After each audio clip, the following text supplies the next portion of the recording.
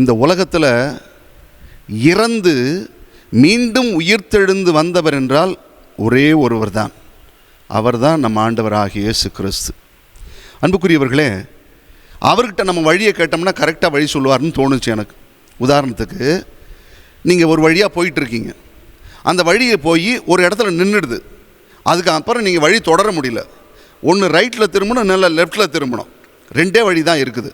அந்த ரெண்டு வழியில் திரும்பணும், உங்களுக்கு வழி தெரியல. யார்கிட்ட கேட்பீங்க? பக்கத்தில் ஒரு 2 பேர் படுத்துருக்குறாங்க. ஒருத்தர் முழிச்சிருக்கிறாரு, ஒருத்தர் செத்துட்டார். நீங்கள் யார்கிட்ட வழி கேட்பீங்க? செத்தவர்கிட்ட வழி கேட்பீங்களா, உசுராக இருக்கிறவர்கிட்ட வழி கேட்பீங்களா?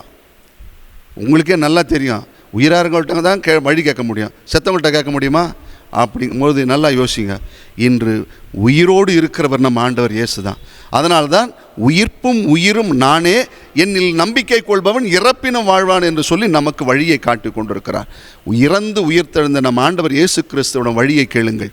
அவர் உங்களுக்கு சரியான வழியை காட்டுவார், விண்ணக வாழ்வின் வழியை காட்டுவார்.